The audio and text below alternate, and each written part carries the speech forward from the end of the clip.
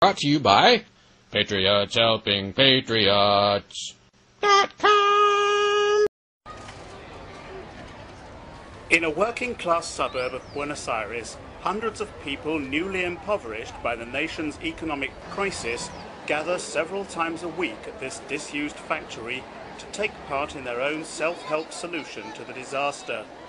This is a barter market, one of thousands which have sprung up throughout Argentina to fill some of the gaps left by the collapse of mainstream business.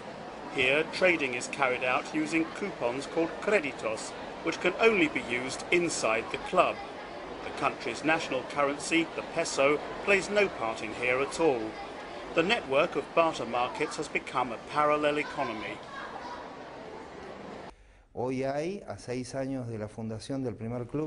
Club coordinator Rubén Rivera says, today, 6 years after the first club was founded, there are 1,400 of these markets linked through a powerful network with more than 150,000 members, which gives us a total number of people who you could say are affected by this type of exchange outside the formal economy of something over 500,000.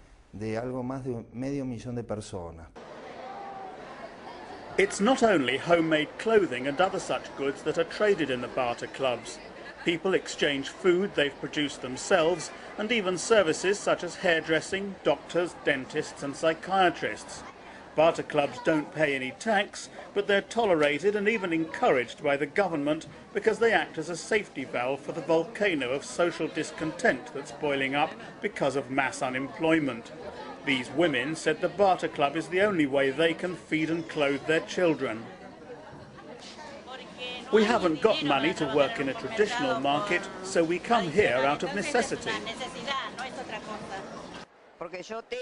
I sew and do crochet and sell what I make, and the barter club helps me save money for things like paying my household bills.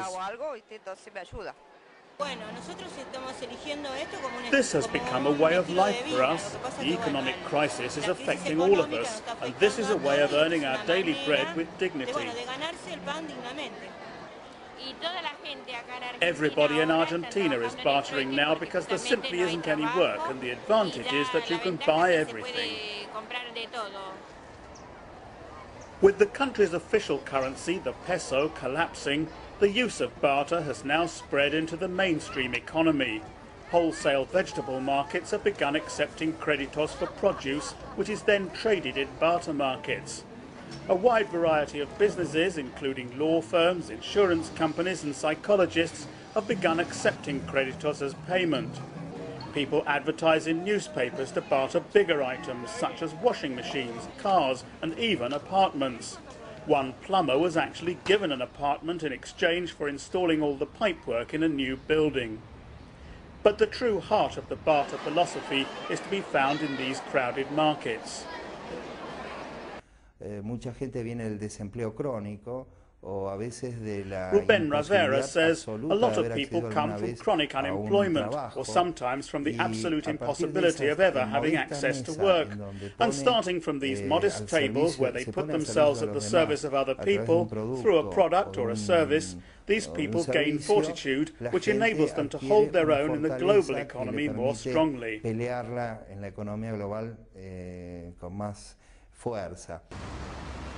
But with their savings frozen in the banks by government decree because of the crisis, and strict limits imposed on how much of their salaries and pensions they can withdraw, the global economy might be on another planet so far as most ordinary Argentines are concerned.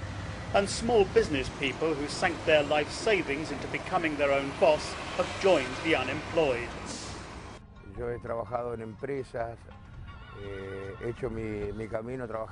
Unemployed car mechanic Angel Carrizo says, I worked for companies and saved up for years until I had enough tools to open my own little workshop. But in the end, because we live in a district where people are short of money, I had to close my workshop because entire weeks were going by without anybody bringing a single car in to repair. Not because I'm a bad mechanic, but because people in the neighborhood were selling their cars because of unemployment. Everybody walks everywhere in our area now, so I can't repair cars anymore.